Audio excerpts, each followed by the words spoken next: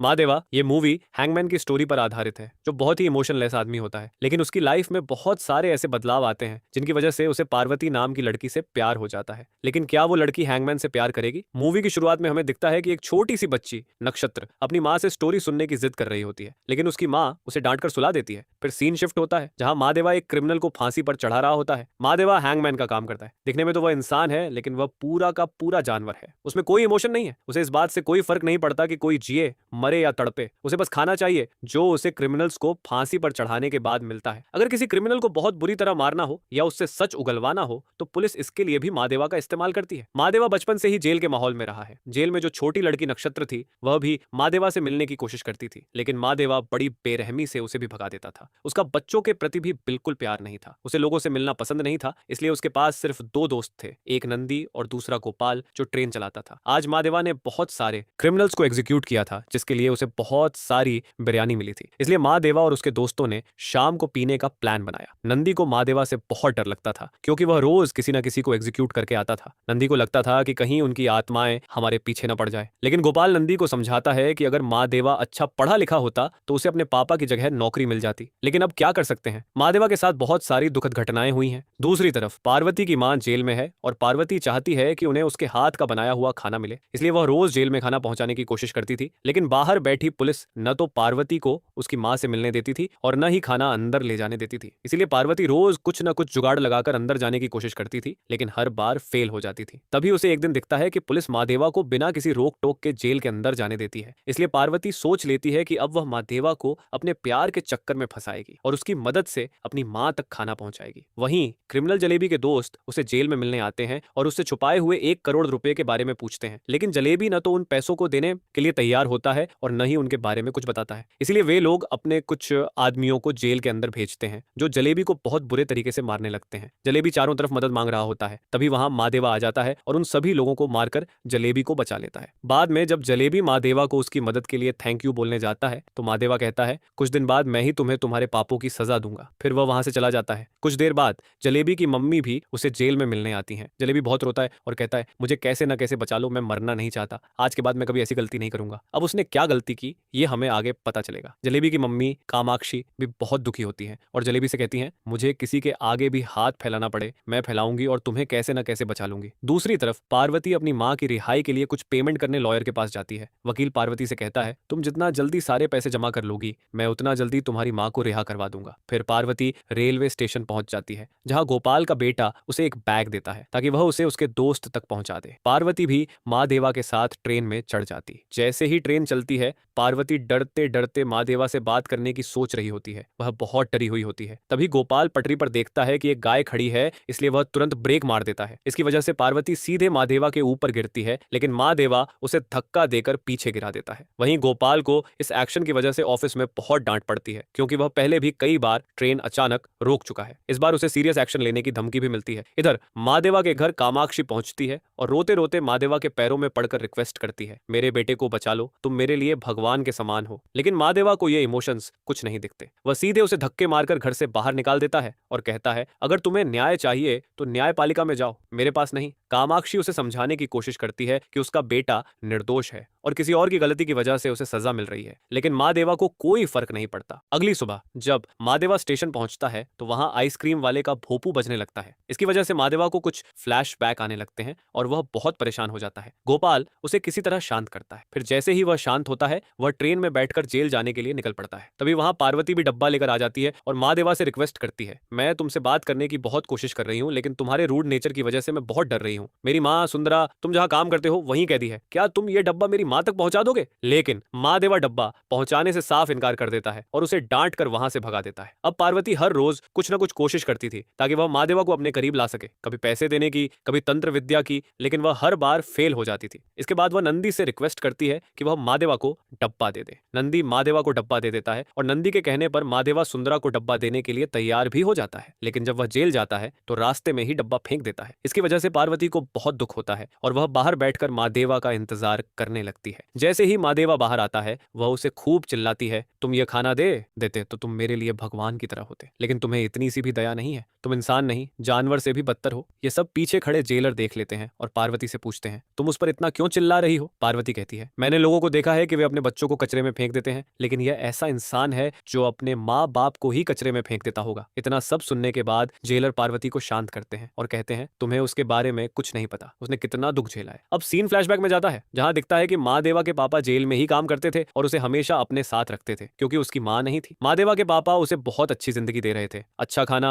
पढ़ाई लिखाई, खिलौने। अक्सर महादेवा अपने पापा के साथ जेल में ही रहता था। एक दिन उसके पापा ने एक क्रिमिनल को चांटा मार दिया था क्योंकि वह क्रिमिनल बाकी सबको मार रहा था। देर रात वह क्रिमिनल जेल से भागने का प्लान बनाता है, लेकिन महादेवा के पापा उसे देख लेते हैं। इसकी वजह से वह क्रिमिनल महादेवा के पापा को मार देता है। तभी से महादेवा अनाथ हो गया था। कुछ लोग उसे संभालने के लिए आगे आए थे। इतना सब सुनने के बाद पार्वती को भी बहुत दुख होता है कि महादेवा अनाथ है। अगले दिन जब सभी ट्रेन में जा रहे होते हैं तो कुछ बच्चे ट्रेन के बाहर से पत्थर फेंक रहे होते हैं। उनमें से एक पत्थर सीधे महादेवा को लग जाता है। महादेवा को इससे कोई फर्क नहीं पड़ता, लेकिन पार्वती उसे देखकर उसके पास चली जाती है और उसकी केयर करने लगती है, लेकिन महादेवा तब भी उसे डांटकर भगा देता है। इस बार पार्वती भी गुस्सा होकर उसे चुप बैठने के लिए कहती है और अपनी साड़ी फाड़कर उसके सिर पर बांध देती है। अब सीन शिफ्ट होता है उस क्रिमिनल की तरफ जिसने महादेवा के पापा को मारा था। उसका नाम समुद्रा है और वह बहुत सारा इलीगल बिजनेस करता है। वह नशीले पदार्थ बेचता है जिसमें उसका टॉप प्रोडक्ट है व्हाइट पाउडर। इसकी स्मगलिंग के लिए वह कॉलेज स्टूडेंट्स का इस्तेमाल करता है। आपको याद होगा कि गोपाल के बेटे ने उसे एक बैग दिया था, उस बैग में यही व्हाइट पाउडर था। गोपाल का बेटा भी इसमें इन्वॉल्व है।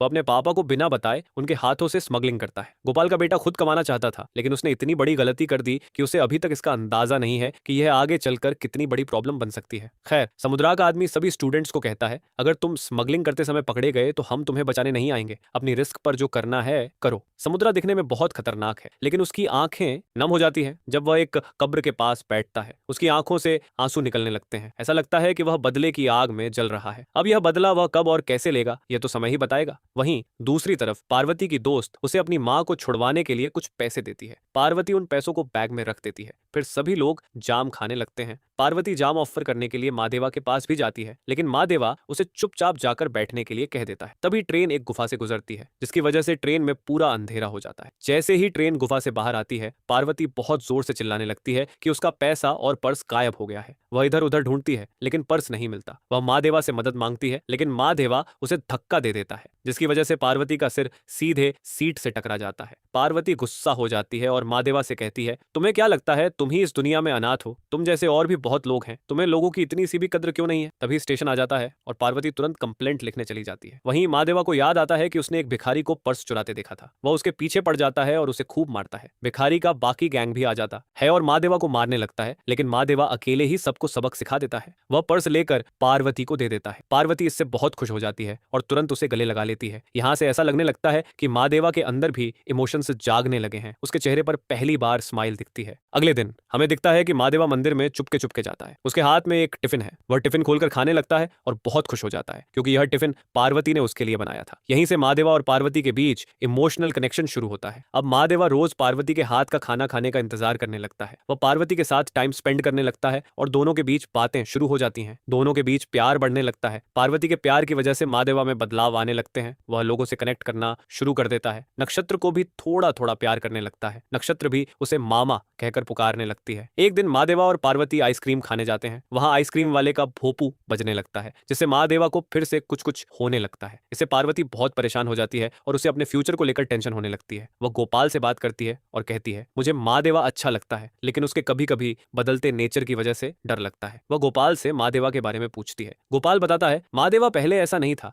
उसकी बहुत दर्दनाक कहानी है। जब उसके पापा मरे तो एक अंकल आंटी ने उसे अच्छा फ्यूचर देने की बात की थी, लेकिन कुछ समय बाद उन्होंने अपने असली रंग दिखाने शुरू कर दिए। एक बार महादेवा अपने पापा के डब्बे से पैसे लेकर आइसक्रीम खरीदने गया था। अंकल आंटी ने उसे बहुत डांटा कि उसने बिना पूछे पैसे कैसे निकाले। महादेवा ने कहा, ये मेरे पापा के पैसे हैं, मुझे परमिशन लेने की जरूरत नहीं। अंकल आंटी को लगने लगा कि अगर यह अभी आइसक्रीम के लिए हक मांग रहा है तो आगे चलकर प्रॉपर्टी की भी डिमांड करेगा। गुस्से में उन्होंने महादेवा को कमरे में बंद कर दिया और उसके हाथ पैर बांध दिए। महादेवा बहुत रिक्वेस्ट करता रहा, लेकिन उन्होंने दया नहीं दिखाई। उनके घर के पास से आइसक्रीम वाला गुजरता था और उसका भोपू बजता था। महादेवा चिल्लाता था, लेकिन उसकी आवाज आइसक्रीम वाले तक नहीं पहुंचती थी। अंकल आंटी उसे सड़ा हुआ खाना देते थे और उसे नंगा करके एक अंधेरी जगह में छोड़ दिए थे। इसीलिए उसे आइसक्रीम वाले के भोपू से डर लगने लगा। एक दिन जब गोपाल ट्रेन चला रहे थे तभी ट्रैक के पास गाय आ जाती है जिसे वो भगाते हैं। वहीं एक सुनसान घर से उन्हें किसी के रोने की आवाज सुनाई दी, लेकिन वह अपनी ड्यूटी नहीं छोड़ सकते थे, इसलिए वह ट्रेन लेकर निकल गए। गोपाल को जानना था कि उस सुनसान घर में कौन रह रहा है। अगली सुबह वह उस घर में पहुंचते हैं और माँ देवा को बहुत बुरी हालत में देखते हैं। वह उसे छुड़ाता है और अपने साथ रख लेता है। जेलर माँ देवा को पहचान जाता है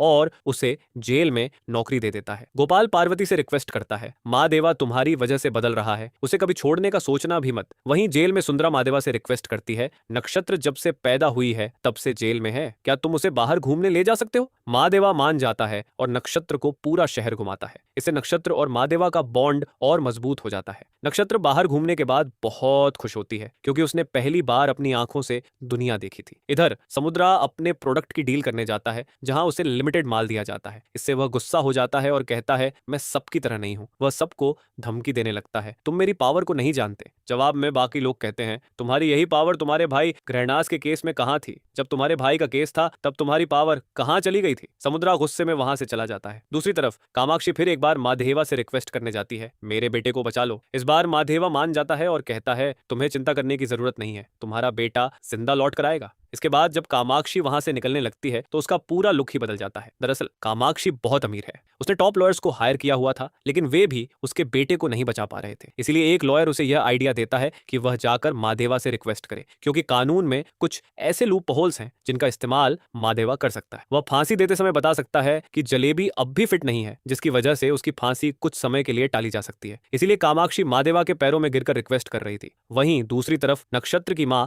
अगली सुबह का बहुत बेसब्री से इंतजार कर रही थी, क्योंकि जलेबी की वजह से ही वह जेल में थी, जबकि उसकी कोई गलती नहीं थी। उसे बहुत खुशी हो रही थी कि उसकी बेटी, जिसे मामा कहती है, वही इस पापी का अंत करेगा। कामाक्षी का लॉयर माधेवा से कहता है, अगर तुम जलेबी को बचा लोगे तो मैं पार्वती की मां को रिहा करवा दूंगा। माधेवा के लिए पार्वती की खुशी से बढ़कर कुछ नहीं था। अगले दिन जब माधेवा जलेबी को फांसी पर चढ़ाने वाला होता है, उसे अपने पापा का इल्यूजन दिखने लगता है कि माधेवा तुम ऐसा मत करना, यह पाप है। जलेबी तैयार होकर फांसी पर चढ़ने के लिए आ जाता है। वह फांसी पर चढ़ने से पहले माधेवा से पूछता है, तुम मुझे बचा लोगे ना? माधेवा उसे कहता है, हाँ तुम मुझ पर भरोसा रखो, मैं तुम्हें बचा लूंगा। लेकिन जैसे ही माधेवा जलेबी को ब्लाइंड फोल्ड करता है, वह उसे फांसी पर चढ़ा देता है, क्योंकि पिछले दिन पार्वती ने माधेवा को बताया था कि जलेबी बहुत गंदा इंसान है, जिसने कई परिवारों और औरतों की जिंदगी उजाड़ दी। अगर इस जैसे पापी को लाखों बार भी फांसी पर चढ़ाया जाए तो कोई अपराध नहीं। जब जलेबी की बॉडी बाहर लाई जाती है तो कामाक्षी अपने बेटे की बॉडी देखकर शॉक्ड हो जाती है। माधेवा उसे सॉरी कहता है और वहां से चला जाता है। बाद में माधेवा पार्वती से भी माफी मांगता है, मैं तुम्हारी मां को छुड़वा नहीं सका। पार्वती को कुछ समझ नहीं आता। इसके बाद वह बताता है कि लॉयर ने उसे क्या ऑफर दिया था। पार्वती माधेवा के इस डिसीजन से बहुत खुश होती है और कहती है, तुमने उसे फांसी पर चढ़ाया, ये सही किया, मेरी मां तो कभी भी रिलीज हो जाएगी। पर माधेवा ने एक और काम कर दिया था। जेल में कुछ लिस्ट बनती है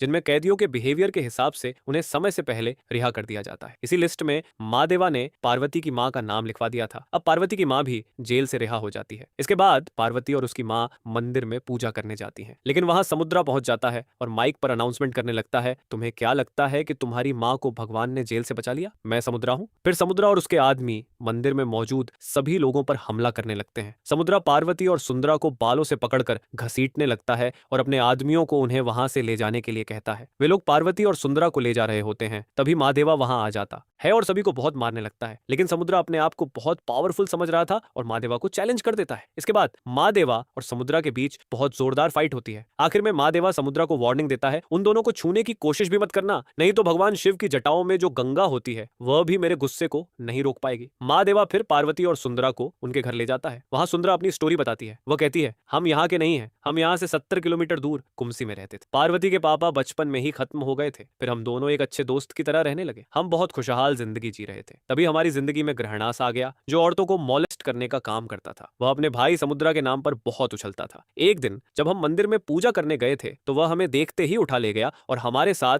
जबरदस्ती करने की कोशिश करने लगा, लेकिन पार्वती ने अपने हाथों से उसका प्राइवेट पार्ट काट दिया। इसके बाद हम हम पुलिस के पास भागकर गए और समुद्रा से बचाने की रिक्वेस्ट करने लगे, लेकिन पुलिस वाले भी समुद्रा के सामने कुछ नहीं कर सकते थे। इसीलिए वे कहने लगे कि हम तुम्हें इस गांव से कहीं दूर छोड़ देंगे। जैसे ही हम स्टेशन के बाहर निकल रहे थे, तभी समुद्रा के आदमियों ने पुलिस स्टेशन को चारों तरफ से घेर लिया और गेट तोड़ने लगे। तभी वहां की एसएचओ आ गई और उसने उन्हें खूब सबक सिखाया। कुछ देर बाद समुद्रा का पिता भी आ गया और एसएचओ से बोला, मुझे इन दोनों औरतों को ले जाने दो, लेकिन एसएचओ ने मना कर दिया। समुद्रा का पिता अग्रेशन दिखाने लगा, जिसके बाद एसएचओ ने भी अपना अग्रेशन दिखाया। समुद्रा के आदमी जबरदस्ती हमें ले जाने लगे, लेकिन एसएचओ ने उन्हें भी अच्छा सबक सिखाया। फिर समुद्रा का पिता खुद हमें पकड़कर ले जाने लगा, लेकिन एसएचओ ने उसे भी खूब मारा। तभी समुद्रा के पिता को पता चला कि ग्रहणास हॉस्पिटल में खत्म हो गया है, वह हमें मारने जा रहा था। तभी एसएचओ ने उस पर फायर कर दिया और वह मौके पर खत्म हो गया। पार्वती को बचाने के लिए मैंने सारा ब्लेम अपने ऊपर ले लिया और जेल चली गई। सुंदरा अभी भी कहती है, हमें इस गांव को छोड़ देना चाहिए क्योंकि यहाँ समुद्रा आ चुका है, लेकिन माँ देवा उसे आश्वासन देता है, जब तक मैं यहाँ हूं तुम्हें कोई छू भी नहीं सकता।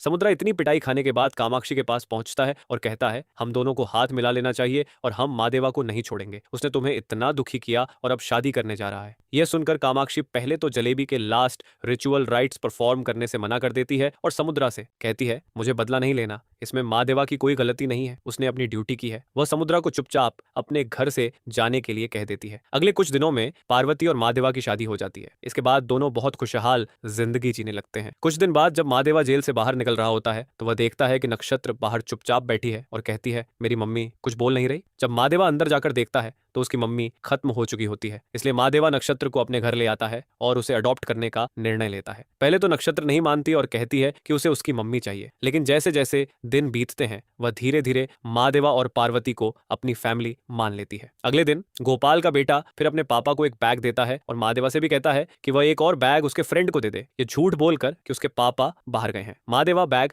ले लेता है। अगले स्टेशन पर जब माँ देवा उस आदमी को बैग देता है तो वह पूछता है, इस बैग में क्या है, लेकिन वह आदमी कहता है, इससे तुम्हारा कोई मतलब नहीं। इसके बाद दोनों के बीच बैग को लेकर खींचातानी शुरू हो जाती है। इसी खींचातानी में व्हाइट पाउडर नीचे गिर जाता है। माँ देवा तुरंत समझ जाता है। इसके बाद उन लोगों में फाइट शुरू हो जाती है। व्हाइट पाउडर लेने के लिए बाकी आदमी भी आ जाते हैं, लेकिन माँ देवा अकेले ही सबको सबक सिखाकर पुलिस के हवाले कर देता है। साथ ही वह व्हाइट पाउडर के केस के बारे में भी पुलिस को बता देता है। बाद में वह गोपाल के बेटे को थप्पड़ मारकर पूछता है, तू ये सब क्या कर रहा है? अगर तेरे पापा को पता चला कि तू ऐसे काम करता है तो वह खुद ही ट्रेन के नीचे आकर मर जाएंगे जो वह खुद चलाते हैं। गोपाल का बेटा कहता है, यह मेरे और मेरे पापा के बीच का मामला है, तुम्हें इसमें बोलने का कोई हक नहीं। मुझे पता है कि अपने दोस्तों को कैसे छुड़ाना है। इसके बाद वह समुद्रा के पास अपने दोस्तों को छुड़वाने के लिए जाता है, लेकिन समुद्रा उसे भगा देता है। मुझे तुम जैसे छोटे छोटे लोगों की फिक्र नहीं, मेरा माल फंस गया है, उसकी दिक्कत है। गोपाल का बेटा नाराज होकर माँ देवा के पास हेल्प के लिए जाता है और कबूल करता है कि वह व्हाइट पाउडर स्मगलिंग में इन्वॉल्व था और इसके पीछे समुद्रा का हाथ है। हमें दिखता है कि गोपाल ट्रेन में किसी सोच में खोया हुआ है। दरअसल पिछली रात उसके बेटे ने सारी बातें अपने पापा को बता दी थी। अब उसे समझ आ गया था कि उसने कितनी बड़ी गलती की है। वह अपने पापा से माफी भी मांगता है, लेकिन गोपाल उसे माफ करने से मना कर देता है क्योंकि उसे पता था कि वह आगे ऐसी गलती नहीं करेगा। लेकिन गोपाल के बेटे को कहीं ना कहीं यह खाए जा रहा था कि उसने अपने पापा की इज्जत मिट्टी में मिला दी। इसीलिए वह उस ट्रेन के नीचे आकर खत्म हो जाता है जिसे उसके पापा चला रहे थे। जब माँ देवा गोपाल के बेटे की बॉडी देखता है तो वह बहुत इमोशनल और गुस्सा हो जाता है। इसी गुस्से में जब वह घर पहुंचता है तो पार्वती बहुत खुशी से उसका इंतजार कर रही थी, लेकिन माँ देवा उसे भी गुस्सा दिखाकर अपने रूम में चला जाता है। बाद में पार्वती माँ देवा से कहती है, हमें इस जगह को छोड़कर चले जाना चाहिए। माँ देवा कहता है, मुझे थोड़ा टाइम दो, तुम जैसा कहोगी मैं वैसा ही करूंगा। अगले दिन पार्वती बहुत खुशी में माँ देवा से कहती है, तुम मेरी फ्रेंड के यहाँ से चूड़ियां ले आओ। माँ देवा को समझ नहीं आता कि वह उसे चूड़ियां लेने क्यों भेज रही है, वह खुद भी तो जा सकती है, लेकिन वह पार्वती के कहने पर चला जाता है। वह